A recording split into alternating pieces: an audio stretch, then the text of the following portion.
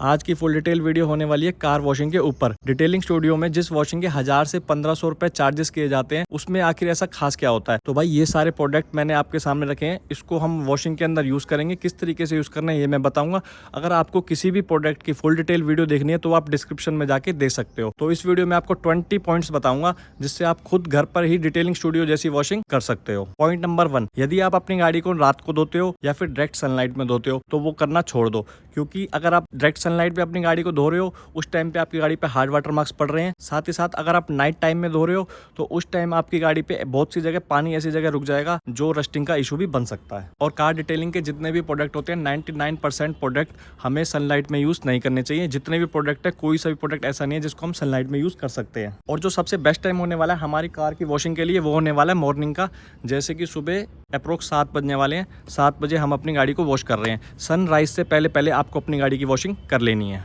Point number 2, सबसे पहले हम क्लीन करेंगे अपने एलॉय व्हील्स को, साथ ही साथ व्हील आर्च को, क्योंकि ये एरिया ही ऐसा है जहाँ पे सबसे ज्यादा हैवी डस्ट, ब्रेक डस्ट और रोड ग्राइम हमें देखने को मिलती है। इसके लिए यूज करेंगे हम अपना मैग्वायर का hot trim wheel and tyre cleaner. सबसे पहले ब्रशिंग करेंगे अपने एलॉय व्हील पे, फिर उसके बाद टायर पे, उसके बाद व्हील आर्च पे। प्रॉपर तरीके से वॉशिंग करने के बाद फिर नेक्स्ट एलॉय पे जाएंगे। सिंगल टाइम में एक ही एलॉय की क्लीनिंग करनी है, प्रॉपर वॉशिंग करनी है, फिर सेकेंड एलॉय पे जाना है। पॉइंट नंबर 3, अपनी कार को नॉर्मल वाटर वॉश करना है। प्रेशर वॉशर का यूज करने से पहले सबसे पहले नोजल में चेक कर लेना कोई डिब्री वगैरह तो नहीं है, इसलिए पहले फ्लोर पे चेक करो, उसके बाद ही गाड़ी के सरफेस पे अपने प्रेशर को यूज करेंगे। अगर कुछ डिब्री वगैरह, कोई कचरा वगैरह होता है तो हमारे पेंट को भी डैमेज कर सकता है। वॉशिंग स्टार्ट हमेशा टॉप टू बॉटम करनी है ताकि जो ऊपर की डस्ट वगैरह है वो सब नीचे आ जाए। अगर किसी भाई का, जैसे हमारा नेक्सा की बैजिंग यहाँ पे है, कुछ भाई बाहर से लगवा लेते हैं एक्स्ट्रा यहाँ पे, तो वो भाई इस एरिया को वॉश ना करें, क्योंकि उसके नीचे रह जाता है पानी।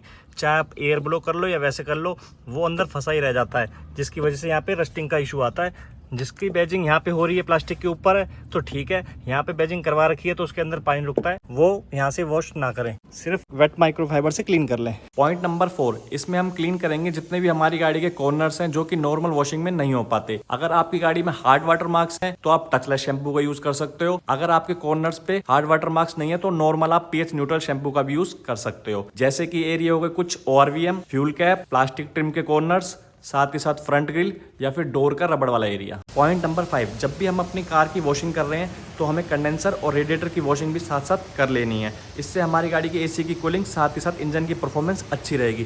पर एक चीज़ ध्यान देने वाली है, जब भी हम कंडेंसर रेडिएटर की क्लीनिंग कर रहे हैं हमें पॉइंटर नोजल का यूज़ नहीं करना, वाइड नोजल का यूज़ करना है। अगर आप पॉइंटर नोजल यूज़ करते भी हो तो उसको दूर से करो, अगर आप पास से कर देते हो तो मे भी हो सकता है आपके एल्युमिनियम फिन्स डैमेज हो जाए। Point number 6, pre wash, strip wash या फिर टचलेस वॉश। इसमें क्या करना है, हमें सिर्फ शैम्पू अप्लाई करना है, 2 मिनट के लिए छोड़ना है, उसके बाद नॉर्मल वाटर से वॉश कर लेना है। माइक्रोफाइबर का यूज नहीं करना है इस पीरियड में। ये प्रोसेस बस हमारी गाड़ी के ऊपर जितनी भी डर्ट चिपकी हुई है उसको लूज करने के लिए है। अगर आपकी गाड़ी पे डर्ट ज्यादा है टचलेस शैम्पू का यूज करो, अदरवाइज आप पीएच न्यूट्रल, जो कि मैं कर रहा हूँ, 3M शैम्पू का यूज भी कर सकते। मेरी गाड़ी पे इतनी ज्यादा डस्ट नहीं चिपकी हुई। पॉइंट नंबर 7, 2 मिनट वेट करने के बाद जो शैम्पू हमारी गाड़ी के ऊपर से गिरना था गिर चुका है। इसके बाद हम इसको प्रेशर वॉशर से वॉश कर लेंगे, बाकी के शैम्पू को क्लीन कर लेंगे। पॉइंट नंबर 8, फिर से शैम्पू को अप्लाई करेंगे। शैम्पू का सीधा सा फंडा एक है, लुब्रिकेशन ज़्यादा होगा तो फ्रिक्शन कम होगा, साथ ही साथ स्क्रैच कम पड़ेंगे।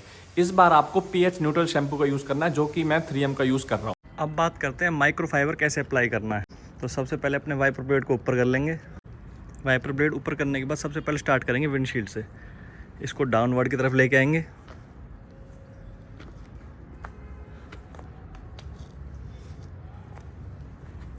साथ ही साथ इन वाइपर्स को भी ले लेंगे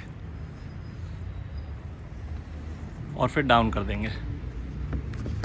बोनट पे आएंगे, फिर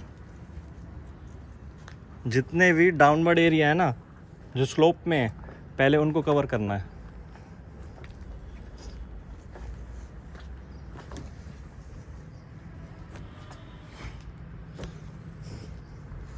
रूफ को अभी छोड़ेंगे, जो अपना बैक मिरर है इसको करेंगे अब।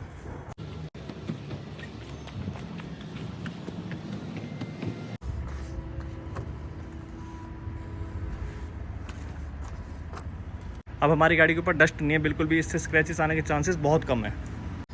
अब यहीं पिछला बम्पर भी ले लेंगे। डिग्गी के बाद यहाँ से पिछला बम्पर भी कर लिया है, ठीक है। अब रूफ पे आएंगे। माइक्रोफाइबर की अपनी साइड चेंज कर लेनी है, क्योंकि डस्ट वगैरह आ जाती है हमारे माइक्रोफाइबर के अंदर।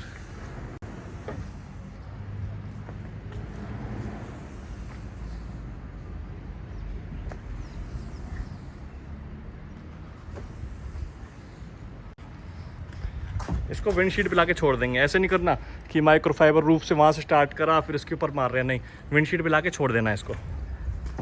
अब आती है मेन, लास्ट में करेंगे अपने गेट्स को, ठीक है, क्योंकि सबसे ज़्यादा डस्ट होती है ना इस टायर के बाद से हमारे फेंडर पे, यहाँ पे इस एरिया में, और पिछले दोनों डोर्स पे होती है। तो उसके लिए फिर से अपना माइक्रोफाइबर की साइड चेंज कर लेंगे। माइक्रोफाइबर की साइड चेंज करने के बाद अब जब हमें माइक्रोफाइबर अपने डोर्स पे मारना, जिस पे कि सबसे ज़्यादा डस्ट बैठती है वो तो हमारे डोर्स, तो डोर्स को हमेशा इस डायरेक्शन में लेके चलना है, देखो स्ट्रेट, ठीक है। फिर साइड चेंज कर लेनी है, क्योंकि इस साइड सबसे ज़्यादा डस्ट होती है, इस साइड स्क्रैचेस के सबसे ज़्यादा चांस होते हैं, देखो। फिर साइड चेंज कर लेनी है। बाकी बचा रनिंग बोर्ड। रनिंग बोर्ड को सबसे लास्ट में करना है, क्योंकि इसमें सबसे ज़्यादा गंदगी होती है। ये देखो ऐसे साइड चेंज कर करके लेना है, और रनिंग बोर्ड सबसे लास्ट में करना है, ये चीज़ ध्यान रखने वाली है।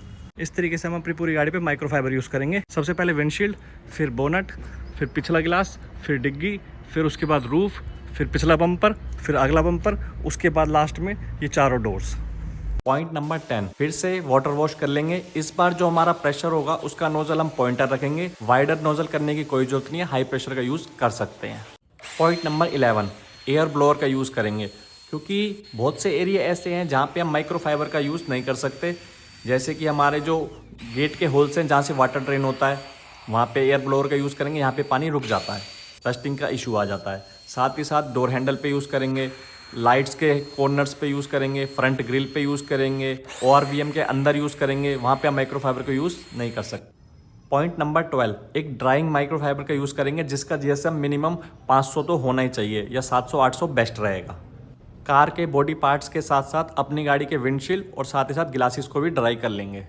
पॉइंट नंबर 13, अब करेंगे अपने 3M को ग्लास क्लीनर को यूज़। विंडोज़ ग्लास क्लीनर में एक चीज़ आपको ध्यान रखनी है, जब भी आपको विंडोज़ क्लीन करनी है, पहले आपको हाफ विंडो डाउन करनी है, पहले अपर साइड करनी है, फिर उसको विंडो को ऊपर करके फिर लोअर साइड करनी है। पॉइंट नंबर 14, अब पूरी गाड़ी का इंस्पेक्शन करेंगे। जहाँ पे भी हमें स्क्रैचेस दिखते हैं उनको अपनी रबिंग से रिमूव करेंगे। साथ ही साथ अगर तारकोल वगैरह कहीं चारकोल चिपक रहा है हमारी गाड़ी पे, तो उसको हम WD-40 का यूज़ करके रिमूव करेंगे। साथ ही साथ जो ये ड्रेन होल्स होते हैं इनमें सब में WD-40 अप्लाई करना है आपको।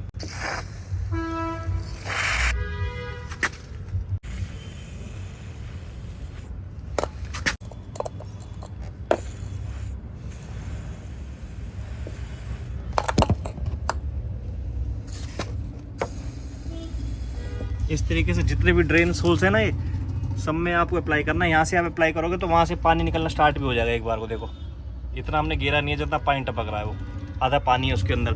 जो रुका हुआ पानी है वो WD की हेल्प से निकाल लेना है। इस टाइम पूरे में WD-40 हो चुका है, अब रस्टिंग इशू नहीं आएगा यहाँ पे डोर में हमारे।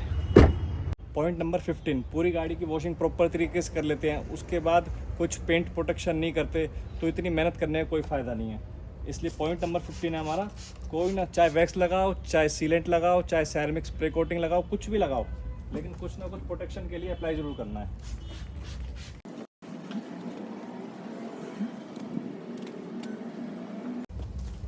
बस इतना ही है। इससे इजी एप्लीकेशन आपको किसी प्रोडक्ट को नहीं मिलने वाली, और लॉन्ग लास्टिंग और रिजल्ट भी अच्छा है। पॉइंट नंबर 16, पूरी गाड़ी रेडी करते टाइम, कोई भी प्रोटेक्शन अप्लाई करते टाइम वो एरिया छोड़ देने हैं जहाँ पे डीप स्क्रैच है, जहाँ पे हमारी मेटल दिख रही है, ठीक है। जैसे ये वाला पार्ट है, कभी मेरा डैमेज हुआ था तो यहाँ पे मैंने नेल पेंट लगा के कवर कर लिया। ऐसे छोटे मोटे पार्ट्स की टचिंग कर लेना, या फिर पेंटर से पेंट लेके टचअप कर लेना। ये अगर आप नहीं करोगे, कहीं पे रस्ट लग जाएगा तो आपका पूरा पैनल ही ख़राब हो जाएगा। पॉइंट नंबर 17, आपने ब्लोवर यूज़ नहीं करा तो कोई दिक्कत नहीं है, आपकी गाड़ी रेडी है ना, उस टाइम पे आपको गाड़ी ड्राइव करनी है वॉशिंग करने के बाद, क्योंकि वाइब्रेशन से जहाँ भी पानी रुक रहा होगा वो फ्लो से बह जाएगा। अब देखो, ये देख सकते हो यहाँ पे हमने एयर ब्लोअर मारा था, अगर हम नॉर्मल वॉश करते तो यहाँ से पानी बहता रहता, लेकिन अब वो केस नहीं है यहाँ पे।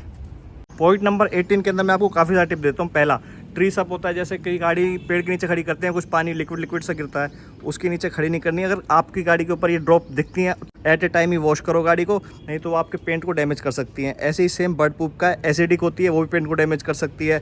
वहीं बात करें अगर आप बकेट से वॉश करते हैं, आपके पास प्रेशर वॉशर नहीं है, तो माइक्रोफाइबर को जब भी बकेट में डिप करें तो ज़्यादा डिप ना करें, ताकि नीचे की जो डर्ट है वो उसको उठा के माइक्रोफाइबर ना ले आए, जिससे स्क्रैचेस बनने के चांसेस हो जाएंगे। साथ ही साथ अगर आप लेफ्ट हैंडेड हैं तो आप वॉच का यूज़ भी ना करें। अगर आप राइट हैंडेड हैं तो आप रिंग या फिर कड़ा वगैरह कुछ भी ना पहने। मैं कहता हूँ कि वॉशिंग करते टाइम ये चीज़ें ना ही पहने तो बढ़िया है। पॉइंट नंबर 19, जो कि बहुत से भाई मुझसे पूछते हैं कि भाई वॉशिंग महीने में कितनी बार करनी चाहिए, तो मैं रिकमेंड करूँगा इस तरीके की वॉशिंग महीने में 1 बार करनी चाहिए और 2 बार सिर्फ नॉर्मल वाटर से वॉश कर लेनी चाहिए। और प्रोटेक्शन का जरूर यूज़ करना चाहिए, चाहे आप वैक्स जो आपको पसंद हो, कोई सी पेंट प्रोटेक्शन हो, उसका यूज़ जरूर करना है मंथ में 1 बार। टाइम को वेस्ट ना करते हुए पॉइंट नंबर 20 बता देता हूँ। ट्रिम रिस्टोरर बहुत अच्छा है, काफ़ी अच्छा है। आपकी गाड़ी पे जैसे ट्रिम है, ये ब्लैक पड़ रही हैं, तो इन पे अगर हम अप्लाई करते हैं तो एकदम ब्लैक होकर निकल के आ जाती हैं। देखो ये देखो, ये वाला एरिया कितना ब्लैक हो गया, काफ़ी अच्छी है। लास्ट बची है अपनी टायर पॉलिश। ये एक ज़रूरी पार्ट है, इसको इग्नोर नहीं करना चाहिए। टायर की लाइफ हमारी इसी के ऊपर डिपेंड करती है, और साथ में गाड़ी की जो ग्लोस तो मैटर करती है, टायर से ही गाड़ी की लुक बनती है।